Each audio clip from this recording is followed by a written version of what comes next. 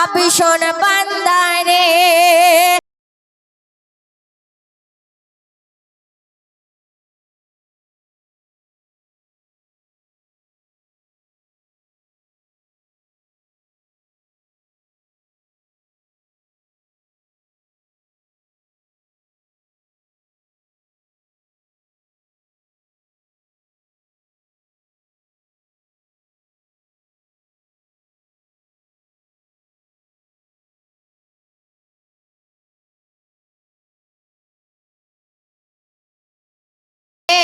আল্লাহ রাব্বুল আলামিন একদিন আজরাইলকে ডাকবে, আজরাইল তুমি শোনো। আল্লাহ পাকের হুকুমে, আল্লাহর হুকুমে আজরাইল আলাইহিস সালাম আল্লাহর কাছে গিয়ে হাজির হবে যে আল্লাহ রাব্বুল আলামিন আমি আপনার হুকুমের গোলাম, কি ফরিয়াদ আপনার বলে ফেলুন। তো আল্লাহ রাব্বুল আলামিন তখন আজরাইলকে কি বলবে কবি লিখছে দেখো। একই দিন আজরাইলকে ডাকে আল্লাহ আরশে, গো মাবুদ মাওলা পর্দাতে আছে বসে। আজরাইল বলে লাব্বাইক আল্লাহ জলিল, গো হাজির আছে আপনার গোলাম আজরাইল। কি কথা বলিবি বলে আমাকে ডেকে পাঠালে, সে কথা বলে দাও গো। খোদা বলে আজরাইল দেখিব রূহের দলিল, কতজন বেঁচে আছে রে।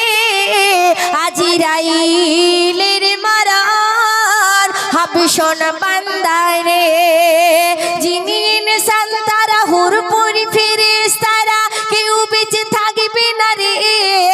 পশু পাখি গাছপালা পর্বত নদী নালা সবাই মরে যাবে রে। আজরাইল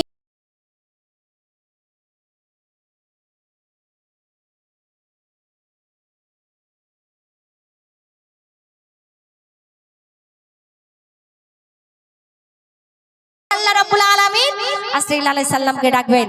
আজরাইল আল্লাহর হুকুমে সবার জাহান কবজ করে আনবে, কিন্তু তারপরে এসে বলবে আল্লাহ রাব্বুল আলামিন দুনিয়ার বুকে আর 12 জন বেঁচে আছে।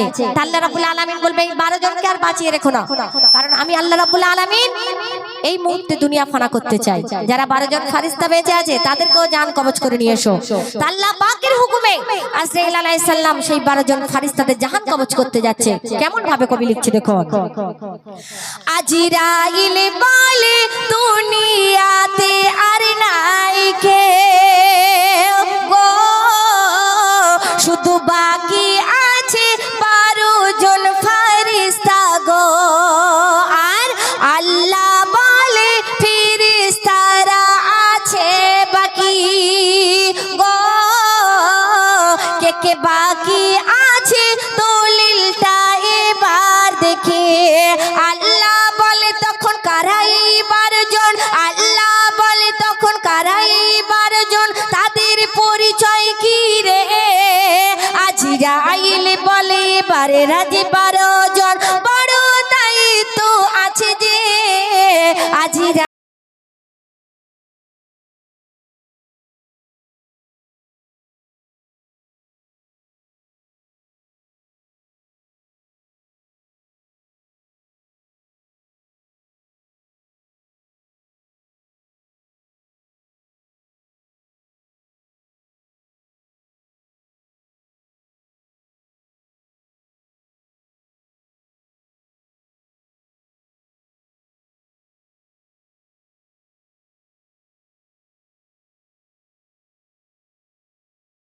बारह जन फरिश्ता कारा आजराइल बोलबे 12 जन फरिश्ता आपनार आरश बहनकारी अल्लाह रब्बुल आलामीन बोलबे आरश बहनकारी 12 जन फरिश्ता एनाদের জাহান কবজ করে নিয়ে আসো।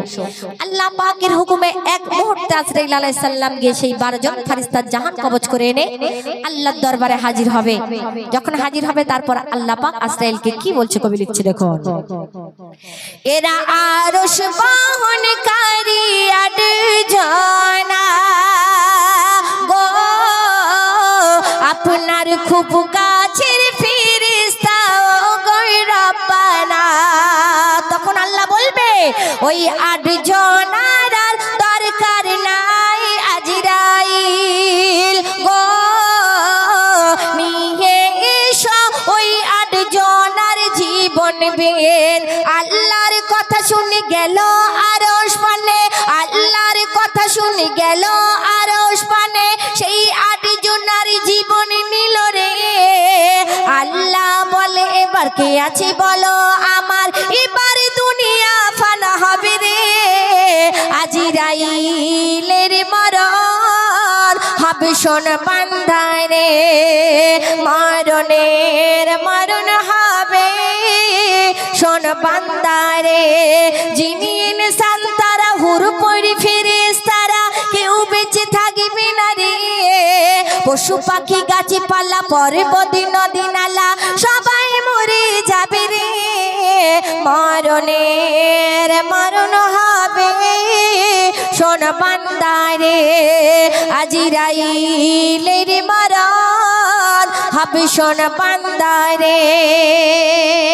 আল্লাহ রাব্বুল আলামিনের দরবারে যখন আজরাইল আলাইহিস সালাম এসে হাজির হবে যে আল্লাহ রাব্বুল আলামিন দুনিয়ার বুকে আর কেউ বেঁচে নাই, তখন আল্লাহ পাক রব্বুল আলামিন খাতা খুলে বলবে আজরাইল তোমার নাম দুনিয়ার বুকে এখনো তুমি জীবিত আছো, কারণ তোমার নাম মরণের খাতায় এখনো আসেনি। তখন আজরাইল আলাইহিস সালাম শুনে ভয়ে থরথর করে কাঁপবে। আল্লাহ বলবে আমার হুকুম তোমার নিজের জাহান এবার তুমি নিজেই কবজ করো। সেই সময় আজরাইল আলাইহিস সালাম এত কান্না কেঁদেছিল, দুনিয়ার বুকে কোনো মানুষ যদি বা জীবিত থাকতো সে কোনোদিন কানে শুনতে পেত না। এবং আল্লাহর কাছে ফরিয়াদ করে আজরাইল কেঁদেছিল, আল্লাহ রাব্বুল আলামিন দুনিয়ার বুকে জানতাম যদি বা জাহান কবজ করার এতটাই কষ্ট, আমি আজরাইল কোনোদিন মানুষের জাহান কবজ করার দায়িত্ব নিতাম না। আজরাইল আলাইহিস সালাম কাছে আর আল্লাহর কাছে ফরিয়াদ করছে, কবি ছন্দের মাধ্যমে লিখছে দেখুন। আজরাইল বলে আর তো কেউ বেঁচে নাই গো, আল্লাহ বলে তোমার নাম খাতায় নাই। কেন? তোমার চাকরির সময় শেষ হয়ে গিয়েছে গো, তুমি মরণ তোমার মরণ এসেছে।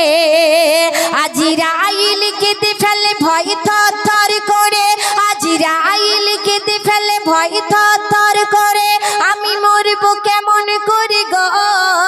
খোদা বলে আজরাইল এটা যে আমার হুকুম, এবার নিজের জানে নিজে নাও রে। আজরাইলের মরণ হবে শোন বান্দায় রে, আজরাইলের মরণ হবে শোন বান্দায় রে। আল্লাহর হুকুম আমরা কোনোদিন অমান্য করতে পারি না, কারণ আজরাইল আলাইহিস সালাম নিজের জাহান কবজ করার সময় কত কষ্ট পেয়েছিলেন, কত কান্না কেঁদেছিলেন। শেষ ছন্দে কবি মনে রাজ্য কবি লিখছে দেখুন।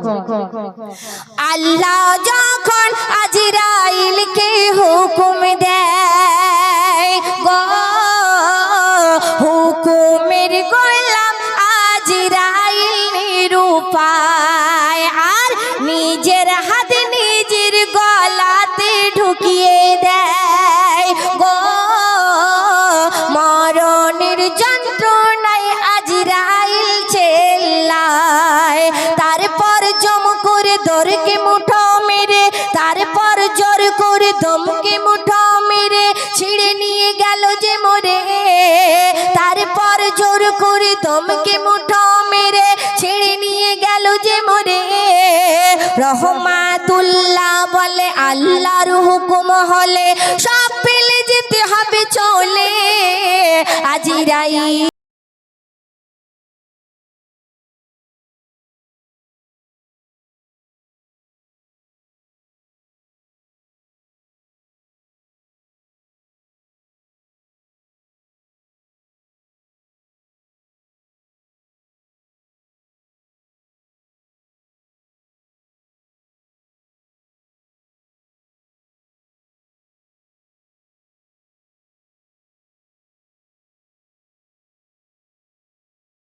মরণের মরণ হবে শোন বান্দারে। শুনলেন মরণ